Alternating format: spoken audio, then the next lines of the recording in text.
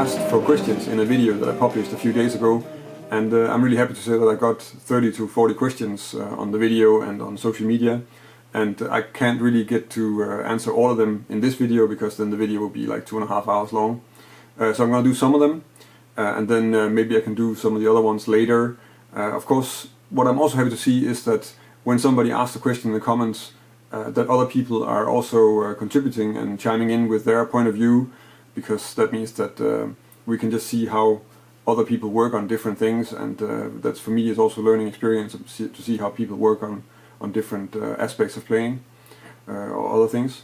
So that's really great. I think that's something I'm happy to see, that we kind of help each other, and that everybody has a point of view and can contribute something.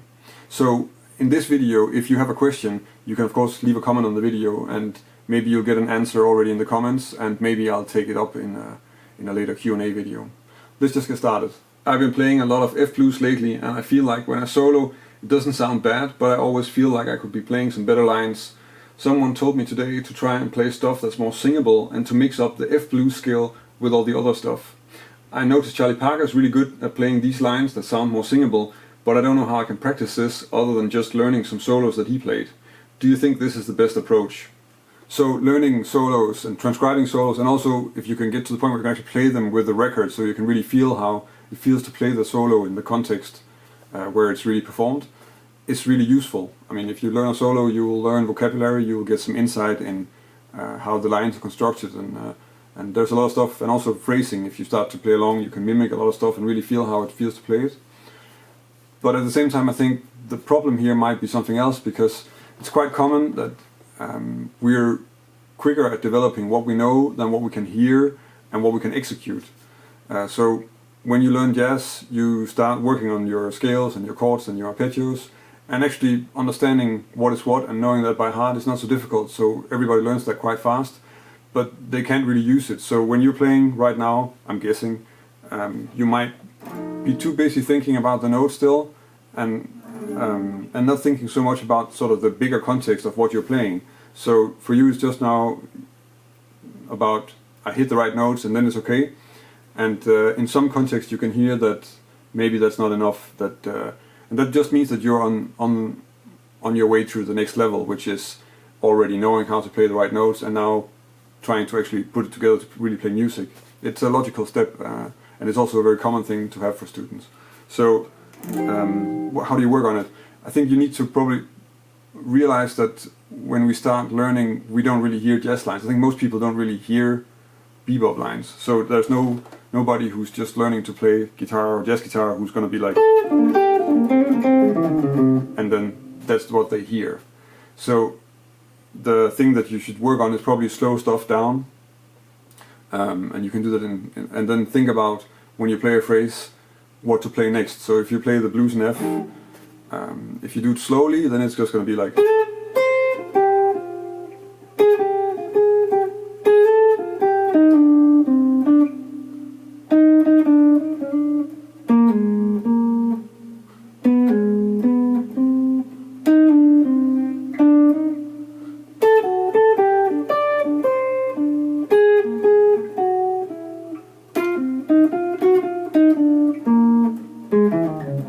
So when I'm doing this, I'm just trying to play, I play a small phrase, and then I try to listen for what I think I want to hear afterwards, and then I try to play that.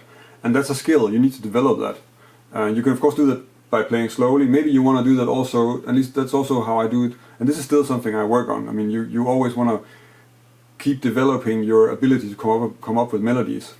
And we can work on it like this, really slowly, where you have the time, and if that's too difficult, you work on rubato. So you just play a small phrase and then you see what comes next. So if I do that for the first part of the blues.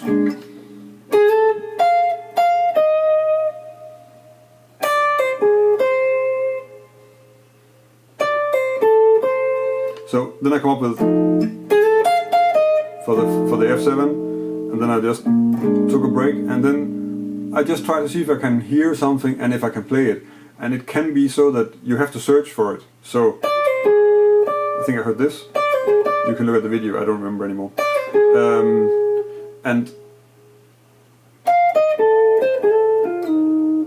I think this whole process of trying to hear something and then get that out is something where you're sort of taking all the stuff that you know and all the lines you have in your head to the next level, where you really start connecting them.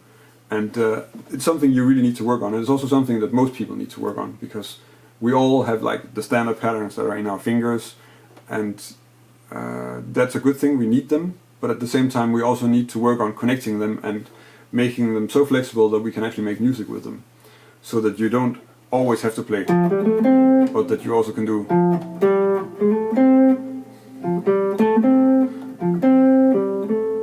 just to take a simple phrase and just turn it around. So all these things that you can tell, what is it I'm hearing, and can I do that, can I execute it? And I think the way to do that is just you don't need to spend a lot of time with it, but just spend some time rubato, trying to play phrase for phrase, just play a phrase for each chord, and then take it into a slow tempo. Make sure that when you do this, you're playing fewer notes. If you fill everything up with 8 notes, like as I said, nobody really hears that. Probably nobody wants to listen to it either if you do it really like that. So maybe try that, and then see if you can develop it. That's kind of how I developed this, at least. What are your thoughts on CAGED? I've been following the debate on ultimate guitar lessons. I'm thinking of purchasing the Plain Talk CAGED trial course by Kirk Lorange.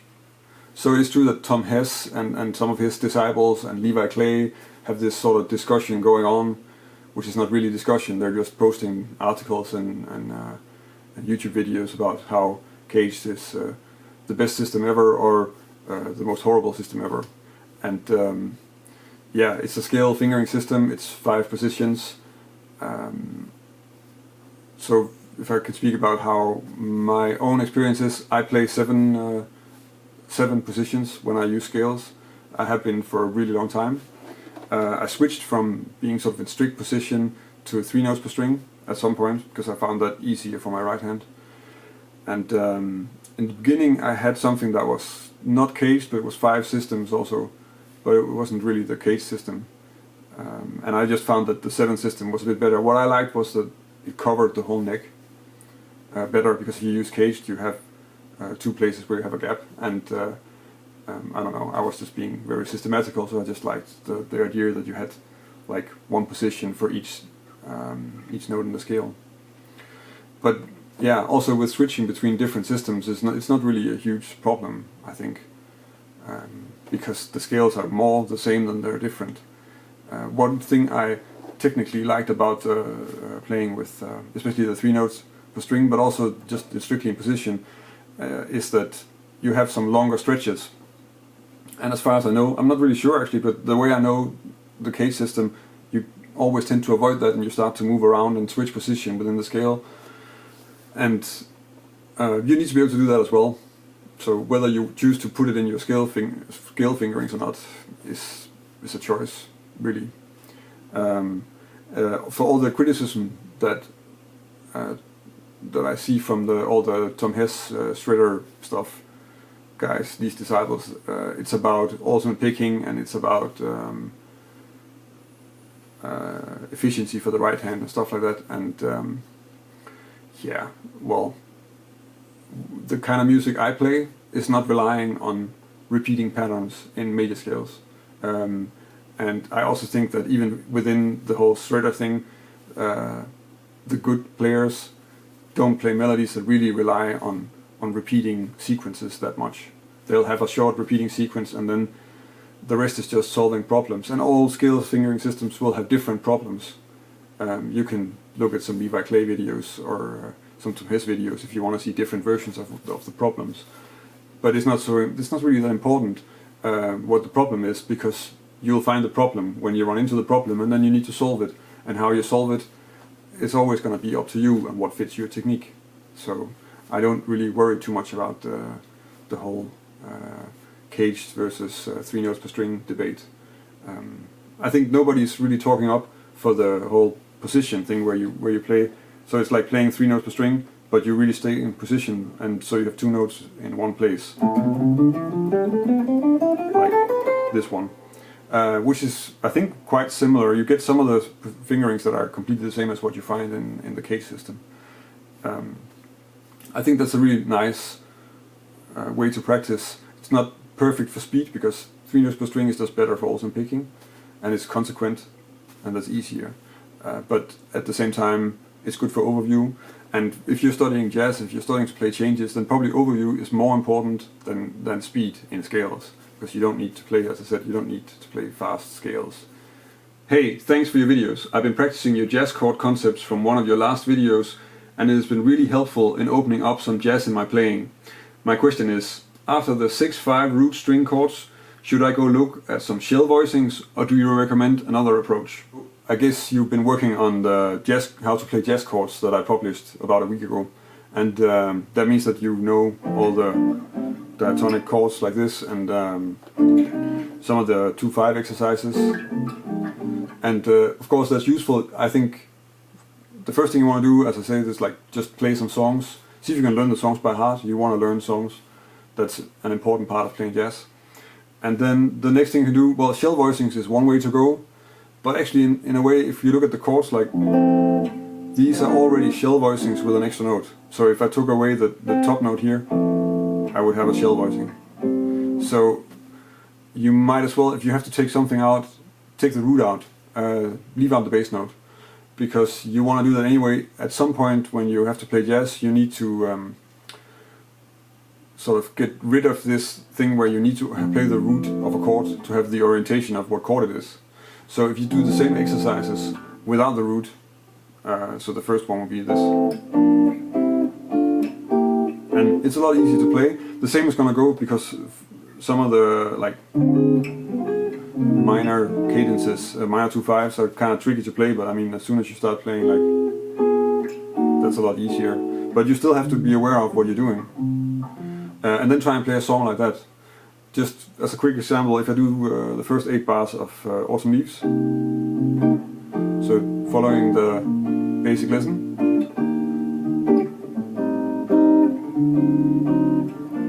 so we have first a rule that's like the 2-5 for the C minor F7, then a B flat, an E flat major 7 that's close by, another minor 2-5, and then the G minor. If I played without the bass notes,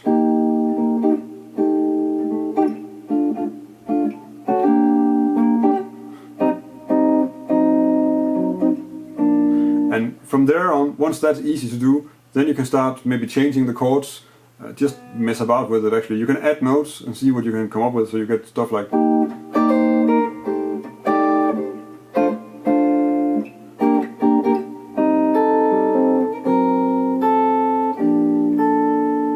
that's gonna open some stuff. And once because we're only playing 3 notes now, you can just add that top string. See what notes fit. You can do it by ear or do it by just trying to figure out what's possible. So that would be one logical step, I would say, to take after this. I might actually do a lesson on exactly that. I have a few questions, Mr. Larsen. 1. How and when did you start to pick up the guitar? And 2. Did you have any instructors that inspired you to go above and beyond in expanding your jazz vocabulary? So the story about how I started to play guitar is a little bit silly, because it is so that my best friend, when I was 12, couldn't play with me because he had a guitar lesson every Thursday. So I decided that I also wanted to do guitar, and then I had lessons on Mondays, so that didn't really help anything. But that's kind of how I got started. And I had classical lessons. I played classical for quite some time. Actually, I stayed with that till I was in my 20s, and then I started also playing electric guitar when I was, I think, 16, something like 16 or 17. And I saved to get a cheap Ibanez electric guitar. And I didn't start to play jazz until I was 23. So that was something that I decided to do when I was studying at the university. And then I figured that I really wanted to learn to play jazz because I liked the music, and I couldn't do it at all. So I stopped with university when I had my bachelor's, and then tried to get an education in jazz guitar.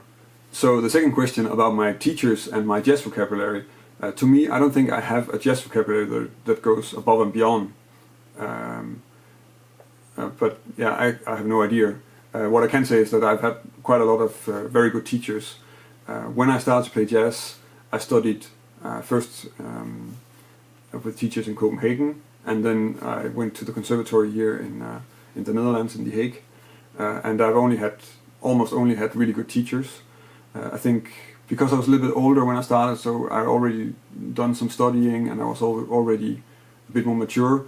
I think my attitude to lessons was always that I was curious what they could teach me and what they had to offer. And I think so that if you bring that attitude and you're just curious to hear what they have to say, listen to what the teacher has to say. You don't have to agree with everything, but at least then you know. And actually most things with guitar are fun to check out, for me anyway. So I think I always had that attitude to the lessons, both in Denmark and in Holland. And that helps a lot, of course, because that means that you're coming into a lesson and you're interested in learning something, which is nice for the teacher. And I think you just get more out of the lesson if you have to fight against something and have to think about whether it's according to your style or your taste all the time. Then you might spend more energy on that than actually just learning something. And sometimes you can just learn it. If you don't like it, then try not to use it. That's how I did. There are a few things that I learned that I had to unlearn again a bit, but for the most part, it was never really an issue. You only use the things that you really wanna have in your playing, and the rest you maybe you know it, but you keep it at a level where you don't waste any time on it. What do you think about the Barry Harris approach? I actually went to quite a few Barry Harris workshops, even though it is around 20 years ago. So he used to come to the conservatory in The Hague to give workshops of 1 week. And I went to some, even before I was in the conservatory down here. The first time I went to Holland was for one of his workshops. So I followed quite a few of those, and I really liked it. I got a lot out of it. What I mostly followed and what I mostly understood in the beginning was, of course, the sort of the horn player part of the workshop. So his workshops are split up in like a piano part and a horn player part. And I tried to follow both of them a bit. So I did a fair amount of of his scale exercises and stuff like that. I still use that sometimes for students because that works really well to just sort of connect chords and scales. And I think that's important. I think when he's doing those workshops for the horn players where he's making up solos and stuff like that, that's really useful. I think his explanations are sometimes I don't like them that much. I think they're a little bit oversimplified, and sometimes to the degree where it starts to cause problems. At least if you know theory already, which most people actually do when they're in a workshop like that. So so there's sort of a double thing to it, because he's really from that generation of the bebop, and his lines and his material is in that respect really nice to check out, also authentic, and the workshops are fun. I had a really nice time. There were nice people, and so that's good. And for that reason, I would definitely go check it out. That's useful to do. At the same time, the theory is not so nice. This whole idea of taking away all the subdominants almost is a foreign to me. I don't understand. I don't like that, because I like my theory to describe what I hear, and I can definitely hear a 4 chord, and I can also hear a 4 minor chord, and that's taken away. And it also means that you have to play some really weird progressions that don't really make any sense. And he sometimes talks about how he has one set of chords for the piano players, and another set for the horns, and that I don't like so much. But at the same time, go for it, check it out. It's good to do. It's a useful experience for sure. And then there's the whole. I've had discussions with people on the internet about the 60-minute scale, which is his scale system, which I don't. Also, you can make nice stuff with it, but at the same time, it's not. It's again simplifying too much. So basically the system is that you add a note to the major scale. So you have a C major scale, and then you add an A flat. So you have an 8-note scale, and that means that once you start building diatonic thirds in this scale, you get alternating major 6 or A minor 7 voicings, and then diminished voicings. And you can do certain things with this, which is nice, I think. But again, with the theory that you sort of take away, you have to, if you have to have a subdominant, then it's supposed to be a suspension of the dominant, and yeah, to me it doesn't make sense really, and there are all sorts of issues that you run into with also dominants that gets really weird, and it stops making sense at some point. But yeah, I mean, at the same time you can take it and you can experiment with it and see if you can find something that sounds nice. When I see him use it in the piano workshops, that's actually what he does. So he doesn't really use it systematically, even though he kind of talks about it like that, which I find weird. But at the same time, you can make nice things with it, because that way of thinking about harmony as voices and as chords where you can borrow other notes can be useful, and you can also apply it to other voicings. So for that's nice. It's just that because maybe it's not so much him as it is the people around him who talk about this as being the definition of everything bebop, which it really isn't to me anyway. So that's my thoughts on Barry Harris and his approach to teaching, which is double. So there are good things about it, and there are certainly also some things that for me really don't work. Inspiring as always. I have technically not a question but a request. You recently gave a great overview of the 2/5 chord thing. I'm currently struggling with melodic ideas for my 2/5/1 solos. I find that working the melody is almost intuitive, but when I get to the turnaround, I uninspiringly throw in a quick diminished run in a lame attempt to be interesting. Currently I'm working with Blue Bossa and Autumn Leaves. The former is a great example of both minor and major 2/5s. I would get a lot out of your thoughts on soloing over a 2/5. I really appreciate all you do here. So I take it from your question that you actually mean 2/5 and not 2/4 as you've written. At least that's sort of how it makes sense to me in the context of of my lesson and also the songs that you're talking about. So what can you do with them? Well, I think I already made a lesson on Blue Bossa, how to play over that with arpeggios. So you might, if you don't know that, you can check that out. Another thing you can start trying to work with is target notes, and I have also a video on how to play over a 2/5 with target notes. That can be useful. I don't know. Maybe have a look. I mean, it's not that long, so check it out and see if it resonates with you. For the rest, it's quite similar to what I talked about in an earlier question. That you need to slow it down, and you need to it's never a good thing to just try and play something because you feel like you have to play something interesting.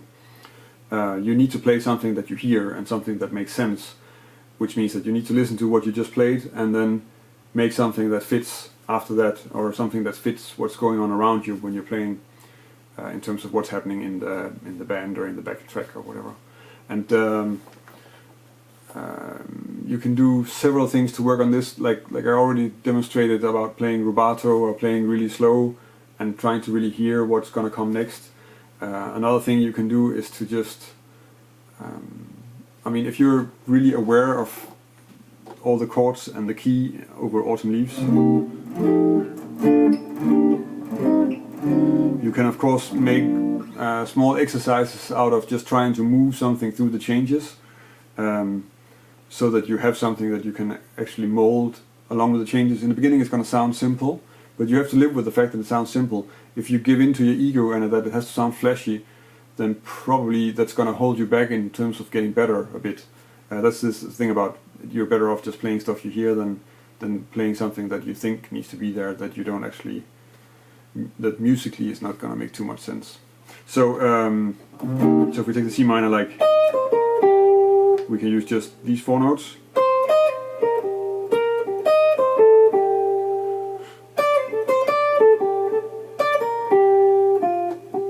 So what I did here for the first 4 chords, I start with this, which is basically just a C minor arpeggio, and then I need to change 1 note to take it to an F7 because it has to fit with that. So this means that you do need to know all the theory for this, all the theory in the sense that you need to know what notes fit the chord for each of the chords and what notes are in the chord. But yeah, so I'm doing that, and then the next thing is when I get to the B flat, then I need to change the E flat, and from there on, when I get to the E flat, I change the lower notes and move those down, And this way I'm just sort of taking the same idea and trying to just slowly, and as you can tell, like I worked this out in advance, like this, and then I used it. And this way of practicing will also give you some stuff where you can maybe make some simple melodies that'll help you move what you're playing now to the next chord and connect the two, and then you can open up the process a bit and then make something that makes more sense. Of course, I don't know what level you're at when you're asking this, so it might be a little bit too demanding in terms of overview of the neck and the chords and the theory, but that could be one thing to do. And if this is too difficult, then I would say like try and look at the Blue Bossa lesson also, because that's just arpeggios and it's a simple way to work, but really effective. It's something that I think most people will find that they actually go back to just playing with the arpeggios once in a while. At least I know I do. And probably I will make a lesson on doing the same thing with Autumn Leaves at some point. I think that would be a candidate for that, because it's a very common standard. Hello, little question from France. What about the 7 Greek modes? I've had quite a few discussions with people on modes on my videos. It's something that's of course recurring, because modes is probably one of the most common thing that people get taught. And they're mostly getting taught about modes by people who do not play changes. So I think it's more common in sort of a rock, maybe even fusion genre in terms of teaching. And of course people then transition into jazz, and then they don't really understand if I say that modes are maybe not that useful. I think modes are useful for some things. There are certain kinds of jazz where you really need it, because what is happening is that a mode is a sound. So I use the modal terms, so I call stuff Lydian or Phrygian or something once in a while, but I just use it to describe the sound, because I give things names so that it describes the sound of something. And if I have a 2-5-1 in C, and then I resolve it to like a C major 7 with a sharp 11 or a flat 5, then I will call that Lydian. But that doesn't mean that I think about the 2-5-1 as Dorian, Mixolydian, Ionian or Lydian or whatever. And I think you make it more complicated, and you're sort of holding yourself back if you're trying to use the modal names when you're trying to sort of label the chords in a standard, because a standard is in a key, and what is not the case, like a modal song is just going to be an island of that sound, an island of that sound, an island of that sound. And you have songs that are like this, but a standard is not like this really. It's much more like a set of chords will be a certain type of movement, so something will be a cadence, something will be like 4/4 minor and stuff. And if you start recognizing these relationships, that means that you can sort of read one level higher, and you don't have to worry about every single chord all the time, because the basic movement is something that you can play without knowing. Also sometimes like the same movement is possible to play in different kinds of chords, types of chords. So in the key of C, D minor, B flat 7 to C, and F major, F minor 6 to C, or a few other variations are pretty much the same thing, and you will play them the same. The same notes are important in the chords, and the basic movement is described in the same way. So if you know that, and if you can generalize above that, then you have a stronger tool for playing the song, and you make it easier for yourself when you're learning it. And also it's a description of how it sounds. It's not like a description of what scale you're using, it's a description of what is the sound of this row of chords. I think I've used the analogy with reading before, so if you look at all the chords and you just treat the chords separately, it's like spelling. But in this way, when you're starting to think in terms of functions and generalizing in that way, so that you can recognize that a 2 chord can be a subdominant, but a 4 chord can also be a subdominant, then you start reading in words. And I think if you can read, then you're aware of the fact that you read a lot slower when you're spelling everything. I think that's the analogy here. So that's what I don't like so much about modes for playing standards, because standards are not islands, even though it might appear that way the first time you practice one. But for sure, if you know your harmony and can sort of think in that kind of movement, you're going to be much better equipped to learn standards. And that's why you need to get rid of the modes, basically, and then just think about, okay, it's a key, how is everything related to the key? So every chord you have in a song, in a standard, you need to try and see if you figure out how it's related to the key, or what it's doing there. Is it an extra dominant to go to the next chord? Is it a minor chord, for a 4 minor chord, or is it a sharp 4? There are different basic functions that you need to sort of distribute your chords into. And that works a lot better for learning standards. So that was some answers to a few questions, and I'm a little bit curious to see how long this video is going to be. I hope it's at least less than half an hour, because of course I talk a lot, and yeah, that's how these videos are going to be. So maybe I have to do them a little bit shorter with a little bit fewer questions, I don't know. But if you do have a question, and you want to hear my point of view, and also if you want to hear the point of view of some of the other people watching these videos, because most of them have a very valid point of view and can actually bring something to the table, then leave a comment on the video, and then I'll try to get back to you in the comments, or maybe in a later video. So yeah, I hope you do if you have some questions, and thank you for watching, and until next time.